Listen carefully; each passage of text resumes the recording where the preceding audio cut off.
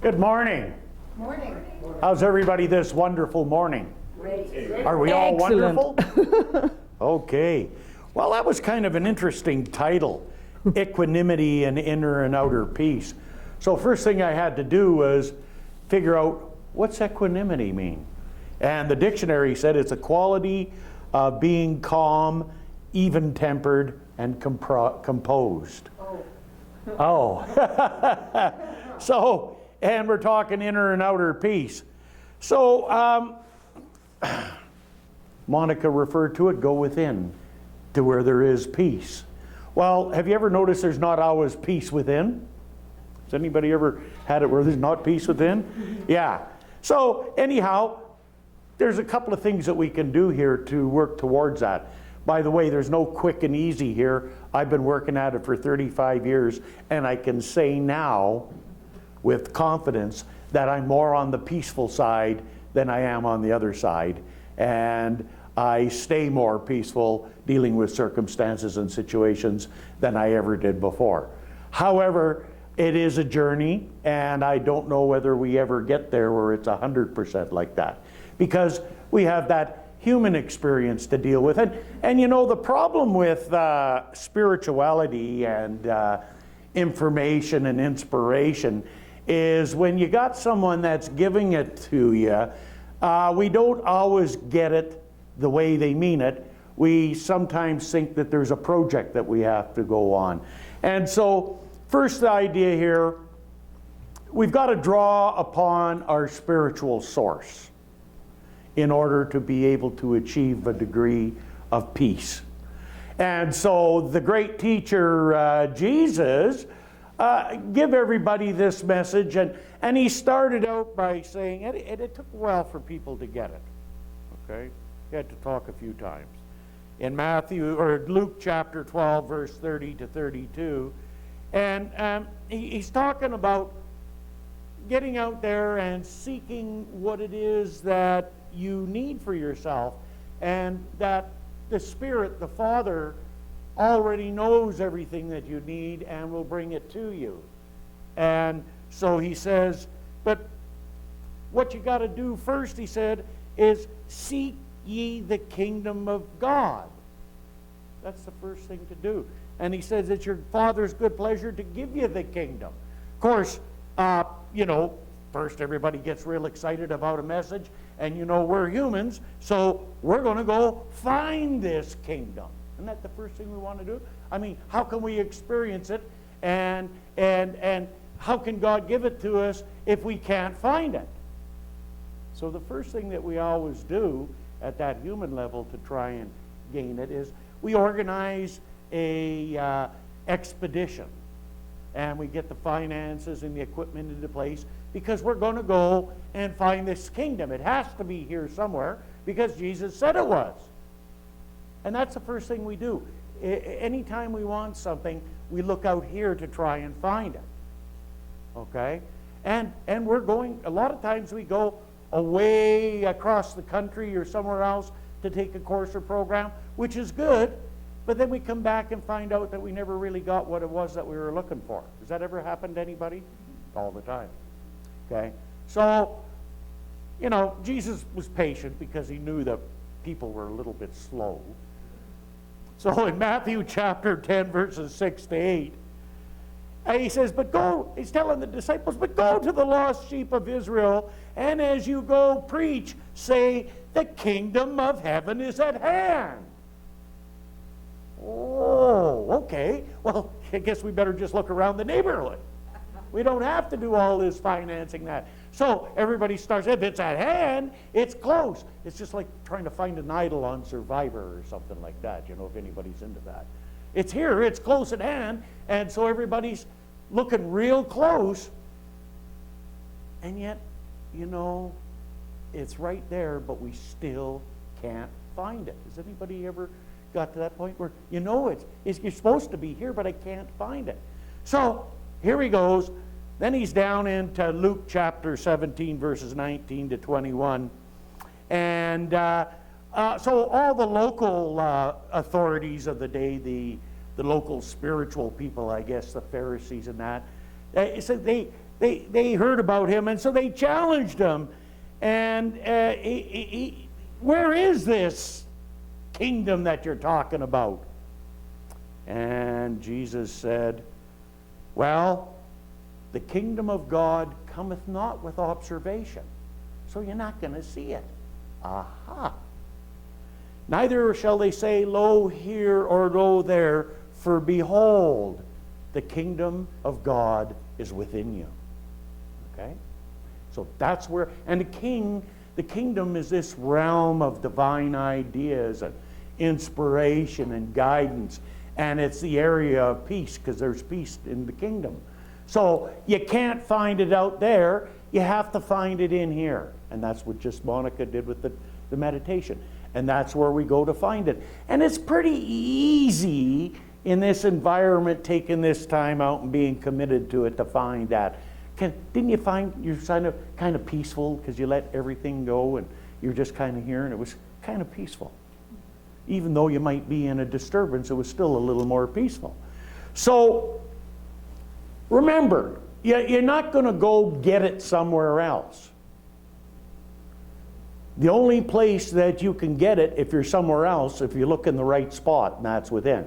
And I got to admit, it's a whole lot easier for me to find that kingdom in me when I'm out in the mountains, as opposed to the other night when the fire and ambulance was going. We live near a fire station and near the hospital, and there must have been something happening, and it was going on and on.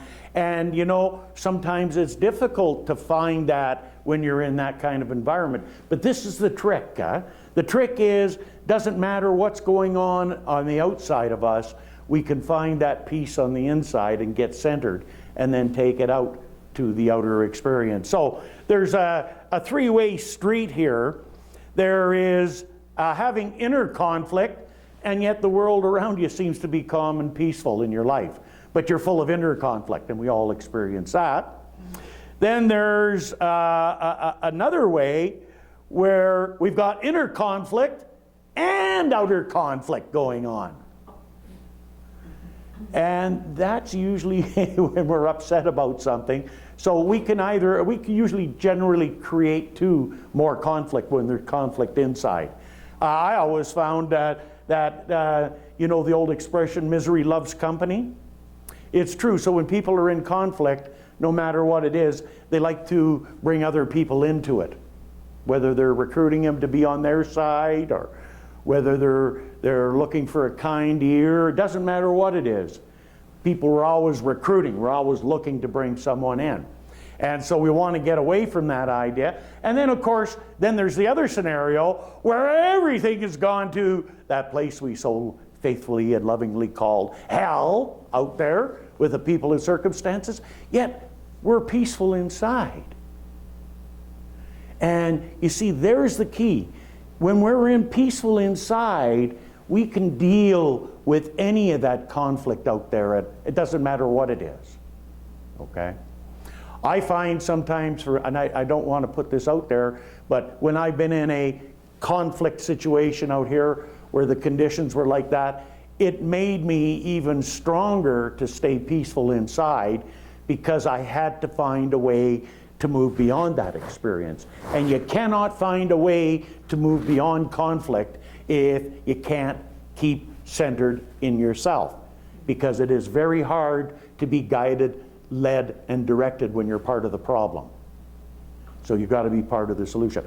This is not an easy thing to do, and it takes a lot of practice and a lot of willingness to get off your position and to step back and to get centered and say, I'm going to deal with this in a way that is giving of life, that gives the people around me an opportunity to resolve, and it takes what I have to the table, and I'm going to do it this way, not the old way. Okay, because the old way, for me, conflict I managed a whole lot different than I do now, and it's not a way I want to do it anymore. And some people, if you could find them recently, will probably attest to you. They're quite happy I decide to do things a new way than the old way. Okay? And that takes time and patience. And what it does is, for me, it gives me a delay mechanism. So that rather than reacting to what's going on out there, I act upon it. So we'll come back to that idea of reacting to and acting upon it in a moment. So what's the one thing that we can keep in our mind, that we could keep coming back to as a beacon, that will give us that heads up to be able to bring ourselves back to that place of peace, so that we can step back out in the world around us? And it's this thing, and you may have heard of it before, but listen to it a different way. Listen to it from peace. God, grant me the serenity to accept the things I cannot change, the courage to change the things I can, and the wisdom to know the difference. That is that one simple statement. And is there anybody that hasn't heard that before? Okay, we all heard that. That one simple statement, if we could be it rather than recite it, that would make major steps towards where we want to go. Perhaps then we should be directing it inward rather than saying to an outward God, grant me this. Say, I am peace and serenity. Well, that's the other one, you see. Then the next step is, that's to get us centered and focused. And then we follow it up with, and this is my favorite, I am calm, centered, peaceful, and poised at all times and in all situations. So how often should you say that? Well, when I first come into this teaching, my way of doing things was violence, intimidation, and that. I had 17 years experience in gangs and all of that kind of stuff. So I started working with that. And I work with that faithfully every day. I don't know how many times a day. People say, well, how long did you do it? Oh, 12 years. Yeah, 12 years before I said, I think I'm starting to get it. Honestly, 12 years. And did I just dump it? No, I don't use it every day. However, I still use it because somehow I keep forgetting that. So that's a declaration of our inner self. I am calm, I am centered, I am peaceful, I am poised at all times and in all situations. And so, you know, when you do something like that, make that declaration and believe it, the universe says, we're going to help you strengthen your belief. And there's only one way that that belief can be strengthened, by experiencing the adversity that comes into your day-to-day living and dealing with it a different way. So now we come back to the other idea there is we either react to or we act upon the people, circumstances, and situations are like. So whenever we react to it, what we got is something happening inside that's a disturbance. Because when we react, there's some type of hurt or some type of feeling that has never been adequately expressed that's inside of ourselves. So we react and we attack because we want to maintain our position. In war, it's called being on the defense. However, nothing is ever gained by reacting and being in a defensive mode. You never win. Even if it appears to win in conditions out here in what you're doing, you still don't win because you've gone about doing it in a way that is disturbing not only your being and the person around, and we get our ego involved and we can be right about a lot of horrible things that aren't going to do us any good. So it never does us any good. So the way to shift is to act upon the situation, to come from a place of clarity and to become from a place of being centered once we got a little bit of room created there, and we act upon a situation. And so acting upon a situation is going on the offense. So we're moving it forward. Now, one thing in war that you got to know is the only way you can make any gains is going on the offense. You can't make gains on a defense. All you can do is try to protect what you got and protect your position. But by going on offense, you can make some gains. So, however, in war, in battle, it's safer to be on the defense because you don't take as many casualties. The offense takes about 10 times the casualties as the defense. And no different in your life and mine. When you're going to step into those situations and you're going to come from clarity and you're going to act upon it to move it forward and to resolve it, you're going to take a lot more shots from people and circumstances than if you just stay there and hold your position and get angry about it and just drive everybody out and protect yourself. Okay? That way, we're in a defensive position. We're reacting. So what we're dealing with is we're dealing at protecting our pain. That's what we're dealing with. When we go on the offense, we're coming from being centered and being clear that there is a resolution. There is a way to move through this. There is a way to get this done. However, when you do that, it doesn't necessarily mean it's going to be the easy way. It's called short-term pain for long-term gain. The other way is short-term gain, long-term pain. That's what happens when we stay in that reactive defensive position.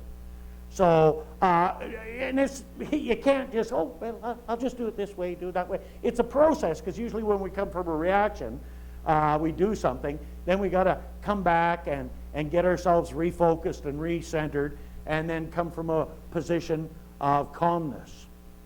Because, as my teacher, Dr. Arlene Bump, said, calmness is power. Somebody didn't hear it right. Said, are you doing a talk saying call Mrs. Power? No, it was calmness is power. So that's what it is. It's calmness is power. That's where your power is going to come from. So when we're in a reactive mode and we're coming from disturbance in here to deal with disturbance out there, we're not in calmness. And we're not in our power, we're in our pain. So we want to work at gradually learning how to express ourselves in a non-adversarial way, in a way that comes to compromise and comes to resolution and comes to moving forward, which means I'm not always going to get it, everything that I want. Before I could. But in this case, I might not.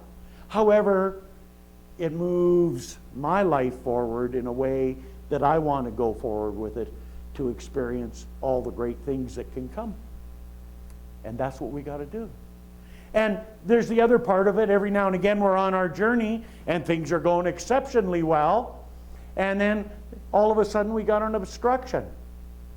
And then people get so bent out of shape about their obstructions without realizing that that obstruction is part of what your goal is. Well, how do you know that? Well, because if you weren't doing this, that wouldn't be there. Right? And it's only there for one reason.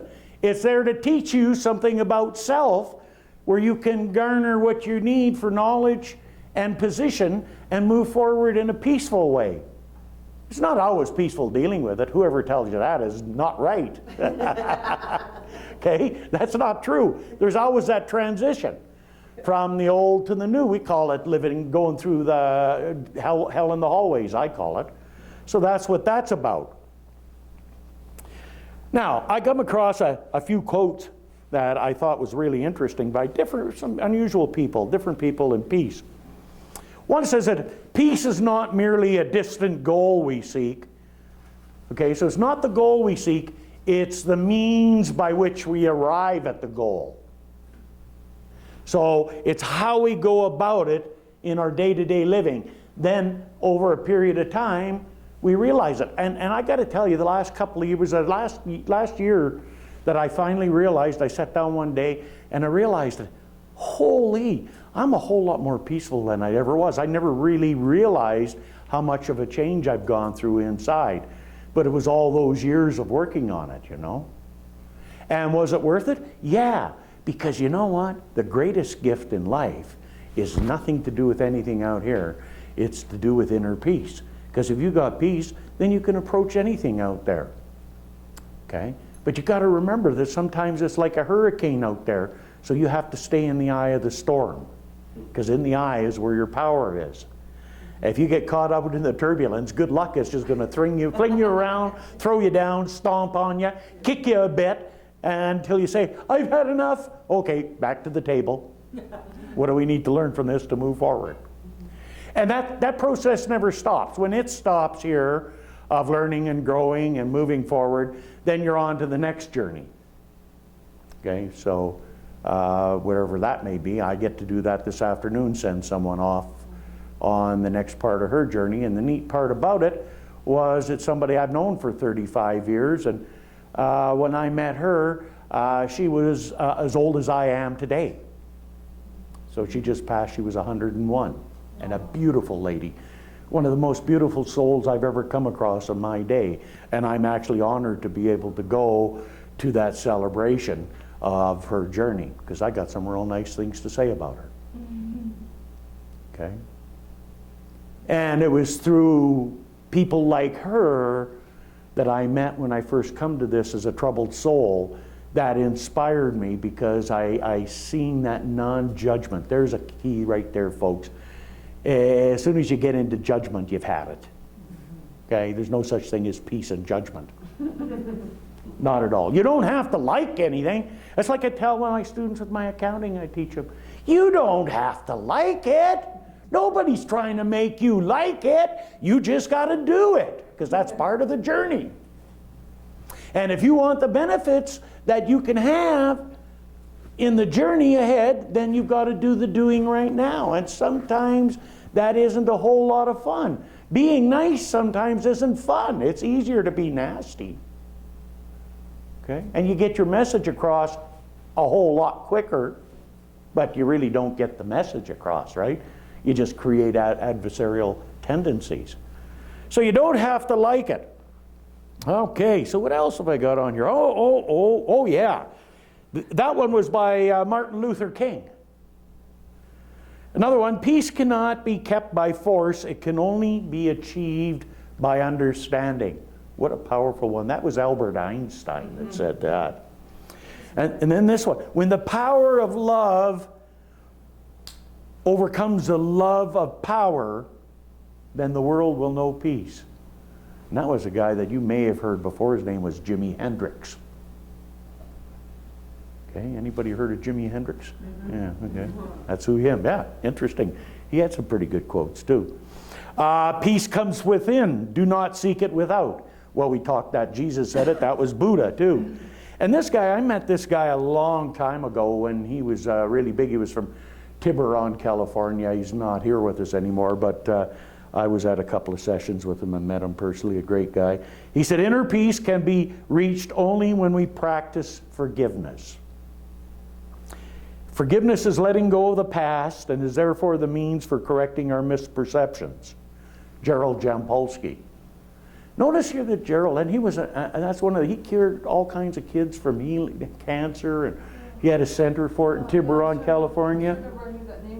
Yeah, that's where. Yeah, and he did a lot of great work. But you notice here that when he didn't talk about forgiveness, he didn't say, you have to love them and forgive them. He didn't say that.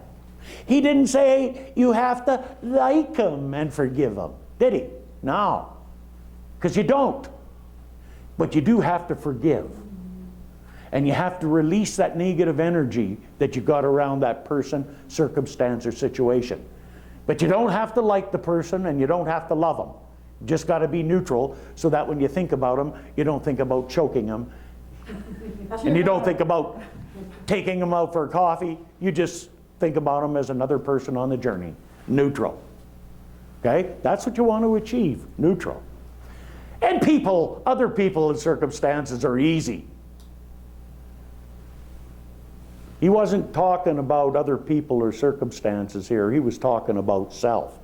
So you've got to forgive the other situations and release the negative energy, but you have to forgive yourself for all those nasty things that you say about yourself and the nasty way one treats themselves.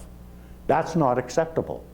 Because if you got somebody, let's say you're on yourself, what an idiot, a dumb skull I've been, what a dumb thing to do and that. Just ask yourself a question when you find yourself doing that. Is this the kind of person I want to spend my life with? This stupid idiot? Do I want to spend my life with him?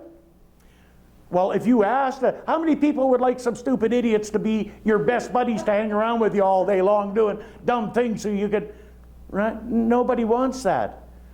So we just got to remember that we do not want to be the person that we say we are, because that's not the kind of person we want to hang around with.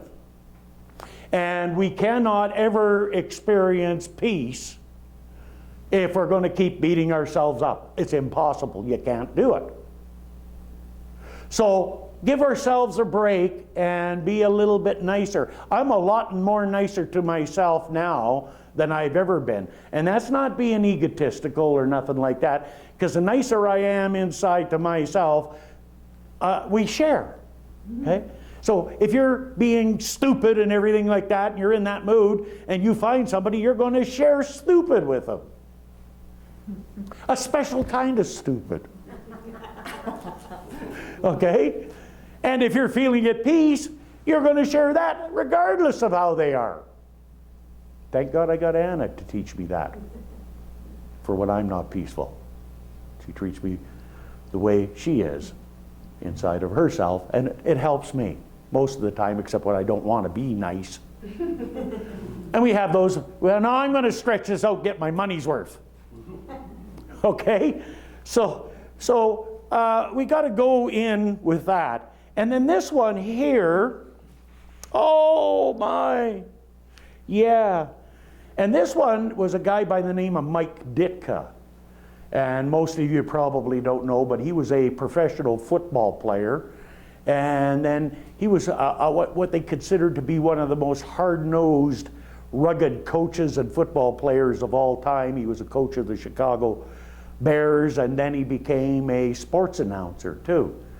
And you would never know and never think that a guy who had this tough, rugged persona would say something like this, but he said, success isn't measured by money or power or social rank. Success is measured by your discipline and inner peace. Okay? So we have the ability and we have the power to choose how we're going to respond to, deal with, and take to any circumstance, situation, or person in this world. And nobody can take that away from us, and nobody makes us feel any way other than the way we choose to feel.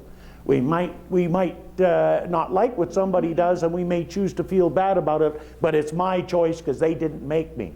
I'm choosing that way. So we have to take back our personal power in all the circumstances and situations and quit giving it away to people or circumstances out there.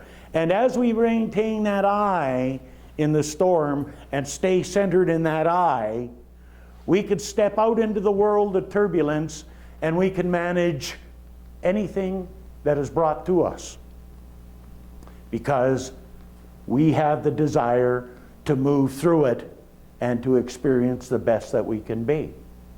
So I know for you, as I know for myself, that as we journey forward, each and every one of us realize, accept, and know that that peace that we so richly desire to experience is already there within us. And we turn to it and we allow it to filtrate through our entire physical body into our physical body of experiences out there, so that we are a beacon of this calm, centered, peaceful, and poised place. And we know that as we step forward with that, we experience peace, prosperity, fulfillment, and happiness. We accept it, we give thanks for it, we know it is so, and so it is. And so it is. Woo-hoo! Thank you.